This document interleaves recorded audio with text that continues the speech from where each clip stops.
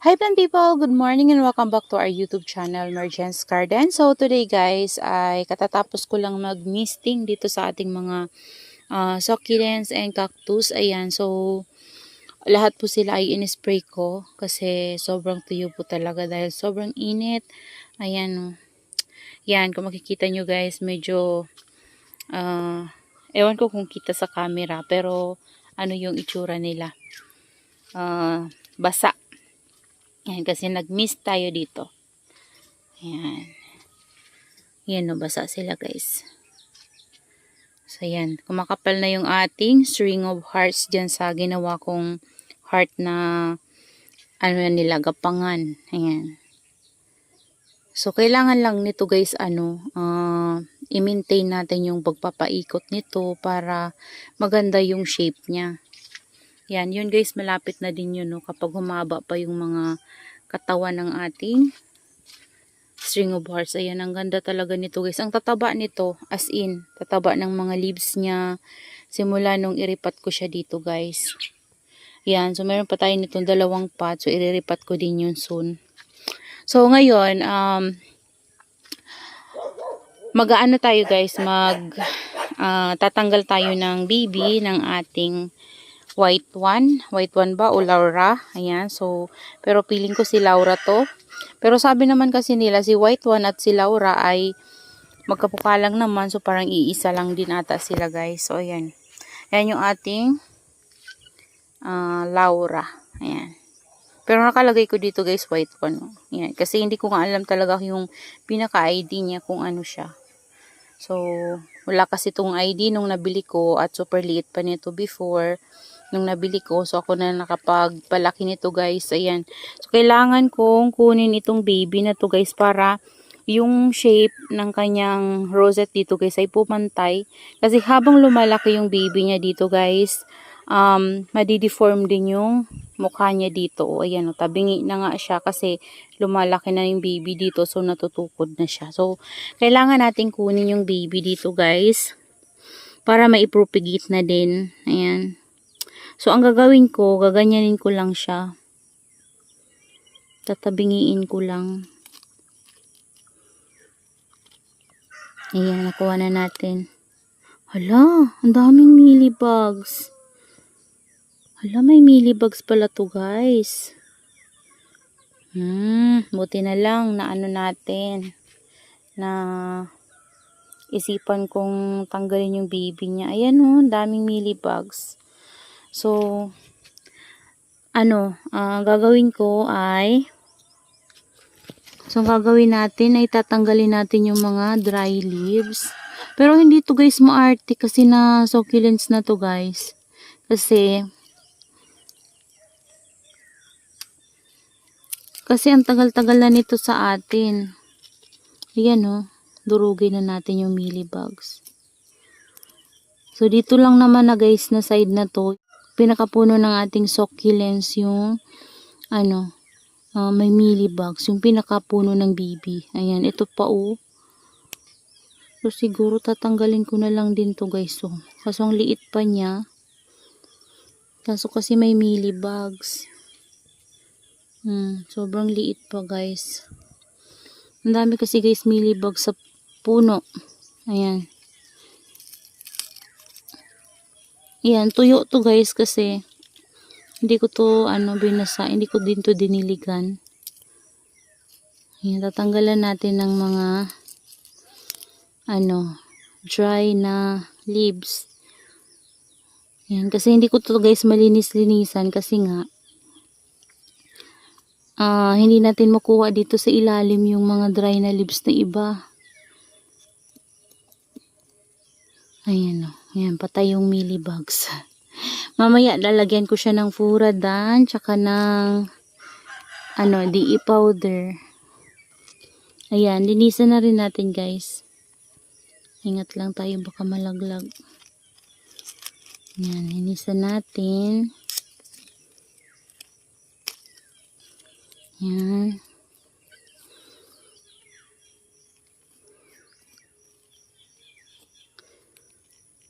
Ayan, may mealybugs pala siya sa stem.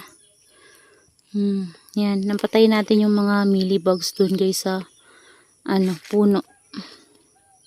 So dito, tanggalin natin yung mga dry leaves dito guys para malinisan yung pinakailalim niya. Kasi yan yung gustong-gusto ng mga mealybugs, yung mga dry na leaves. Tapos pag nabasa sila guys, gustong-gusto yan ng mealybugs. Ayan. Yung dito banda sa guys na side na to, wala, malinis siya.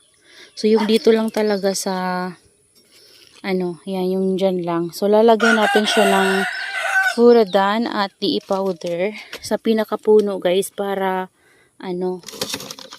mamatay yung mealybugs. Yan, ganyan lang guys yung ginagawa ko sa mga succulents natin na may mealybug. So papatayin ko lang, tas nilalagyan ko siya ng DE powder. Namamatay siya guys. And Furadan pang taboy sa ants. Yan. Kasi nagsaboy ako pero hindi ako nakapaglagay sa kanya-kanyang pot nila guys ng Furadan. Ayan. So ayan. Okay na yan siya guys. Wala na to. Di naman to kailangan i-repot.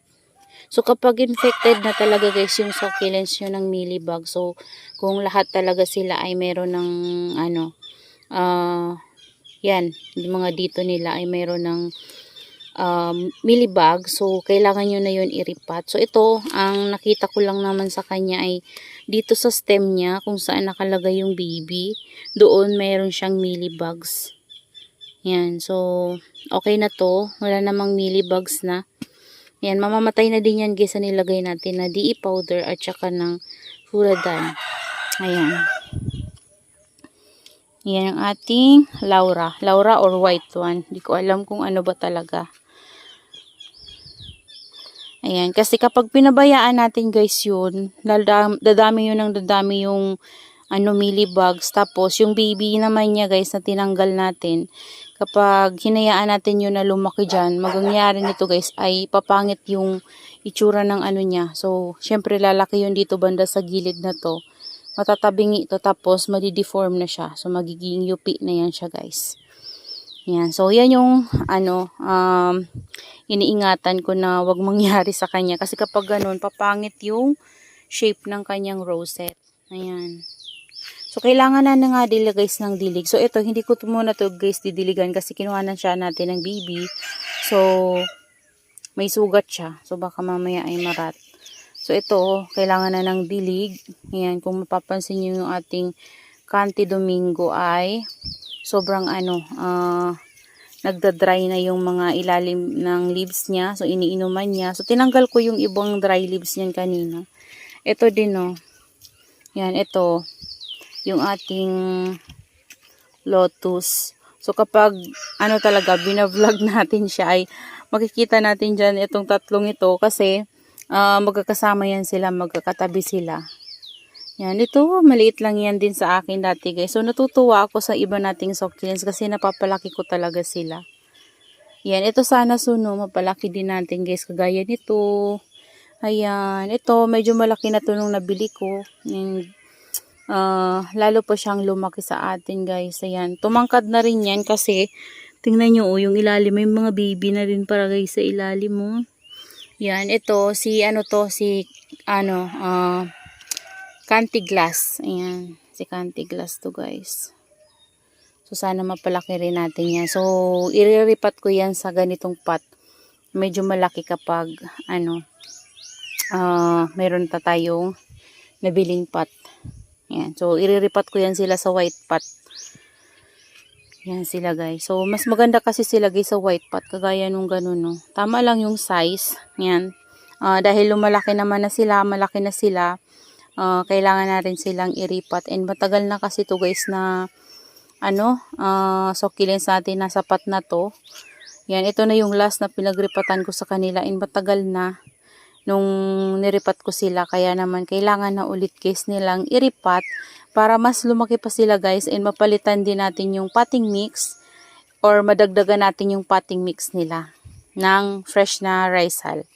Ayan, so, ganun lang naman guys yung ginagawa ko kapag nagre-repat ako. Yung mga succulents natin na nire-repat ko ay dinadagdagan ko lang yan ng fresh na rice hull. Ayan. So, ito, tatanggalin din natin to guys ng mealybugs at itatanim natin to. Or, hayaan muna natin to sa sa area na hindi siya masyadong mainitan kasi shaded lang. Kasi guys, pwede siyang ma-sunburn. Ayan, tanggalin na natin yung lower leaves.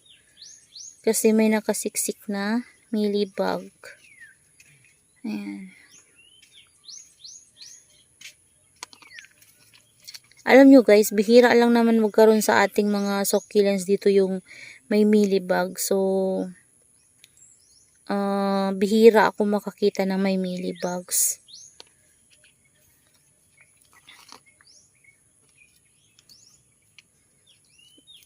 Yan, nakaraan, si yung nakita ko may mealybug, si Marble Gold. Tapos, ang ginawa ko guys, nilinis ko, pinatay ko yung mga mealybugs, and then, nilagyan ko ng furadan sa top, and then ng DE powder guys. Nilagyan ko sila. Guys, nawala na siya. Ayan. And then, hanggang sa niripat ko, meron din pala siyang mealybug sa stem. So, yun din yung ginawa ko guys. Tinanggal ko, tapos,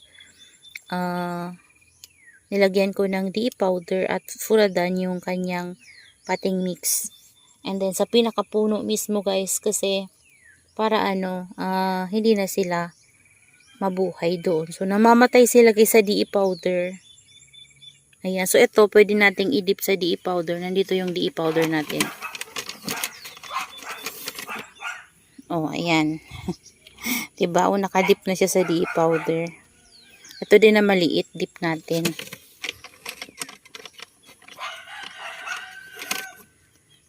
Ayan, oh. Mabuhay pa talaga guys yung mealybugs dyan.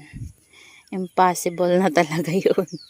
Ayan, so yun lang naman guys yung ginagawa ko sa ating mga succulents kapag may mealybug. So, ayan, share ko na rin sa inyo kung ano yung ginagawa ko kapag mayroong mealybugs yung aking succulents. So, before guys, gumagamit ako ng alcohol, and then yung mayroon pa akong isang ginagamit before guys, Melatayon. Ayan. So, yun. Ginamit ko yun, guys. Kapag sobrang infected na talaga yung succulents nyo, guys, ng mealybugs, try nyo, guys, gamitin yung Melatayon. So, yun, guys. Titimplahin nyo yun. So, sundan nyo lang yung direction dun sa nakalagay dun sa packaging niya. And then, ayan. Tinitimpla yun, guys, sa water. And then, i-spray nyo yun, guys, sa stem ng sa succulents, sa buong plants natin na infected ng mealybug. So, yun. Kasi before, ang marami akong mealybug, so ginamitan ko ng Melatayon itong ating super balm na to guys. Kasi dati, napakarami talaga niyang mealybugs dyan. Simula dyan, hanggang dito, ang dami niya guys. Yan kasi dati medyo mababa pa to, hindi pa to ganito kahaba yung mga stem niya. So, ang dami talaga nitong mealybugs. Yan, tapos yung nito guys, yung potting mix nito ay kunti lang. So, nakabaon talaga siya. Kaya hindi ko masyadong makita yung maganyan. Hindi. So, ginawa ko, in-spread ko siya ng Melatayon. And, ayun guys, namatay yung mga mealybugs. So, makikita nyo dyan guys yung mga mealybugs. Pero, wala na siyang wala na siyang buhay. Hindi na siya gumagalaw after niyang ma-sprayhan. So, hindi agad-agad guys. So, syempre, kunyari, nisprayhan nyo ngayon, ayan, so mamaya-maya guys, makikita nyo, hindi na yan kagalaw. Saka ko na to guys tatanim kapag mayroon na siyang new roots, ayan. So, habang wala pa siyang new roots, dito muna siya. So, dito naman guys ay shaded dito na area. So, meron tayo ditong net. Ayan, sa mga nagtatanong po, meron po tayo ditong shaded net. Dito lang po na area na to guys. Ito lang na pinapakita ko sa inyo na area na to. Pero kapag morning, ayan, morning sun po yan. So, morning, so ano pala ngayon, 7 a.m. Yan, nakakatanggap po dyan banda ng direct sun. Yan, morning sun po yan. And 7 a.m. ngayon po ay masakit po talaga yung init. Kaya, before po, ang ginagawa ko nung hindi pa nagsa-summer, ay tinatanggal ko yung net nito and then binabalik ko siya ng 10 or 11 a.m. Yan. So, kasi gano'n na time, sobrang sakit na talaga yung init. So, baka hindi nila kayanin. So, ngayon, dahil iba na yung init ngayon guys. So, ganitong oras pa lang, 7 pa lang, pero sobrang sakit na guys ng init. So, hindi ko na tinatanggal yung net. So, hinahayaan ko na lang guys ito na kung alin dyan yung mainita ng morning sun. Ayan, so sanay na sila doon. So, yung pagtanghali naman kasi guys ay ano naman talaga dito. Sobrang init talaga dito sa area na to. Ayan, so kahit nga itong ating mga ano guys, so mga ating mga gymno dito. Ano to, yung mga dito sa side na to guys, yan papunta doon, nainitan niya ng direct sun. So, yung dito lang yung nasi-shade. Ayan, kaya nasasanay na lang din guys yung mga dyan banda sa dulo na yan. Hindi na sila guys na ano, hindi sila nasa sunburn. So, sanay na sila sa init na natatanggap nila. Kahit na sobrang sakit. Kahit na yung nadito natin guys, so yan, sobrang init yung natatanggap nila dyan. So, sanay na sila guys.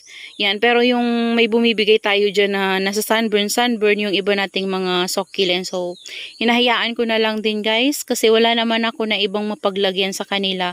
Susun kapag napaayos natin tong greenhouse na to, siguro maglalagay ako ng net. Lahat to guys, lalagyan ko ng net and yung gagamitin ko ay yung medyo ano na lang na net guys. Hindi na ganito kapal. Yan kasi guys, ito ay 70% shaded net. Net yan guys ng ating mga orchids before. So marami kasi ako guys orchids dati. Yun yung collection ko dati. Yun yung kinaadikan ko.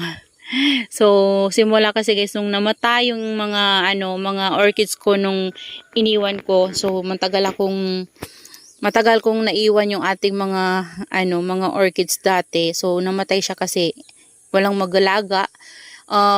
Pag uwi ko wala na talaga guys. Yan, kunting-kunti na lang yung natira. So super na down ako kasi wala na yung hobbies ko guys. Wala na yung stress reliever ko. So sobrang addict ko po talaga sa orchids dati. So, love na love ko po talaga yung orchids. So, napunta ngayon dito sa mga succulents. So, nung umuwi ako, may mga succulents na talaga ako. Nagsimula na ako nun mag-alaga ng succulents. So, marami akong mga bit-bit na mga succulents dati. So, hanggang sa nag-start na ako mag-order sa online. Doon ako natuto guys mag-order sa online kasi never ko pang na-try na mag-order ako guys sa online.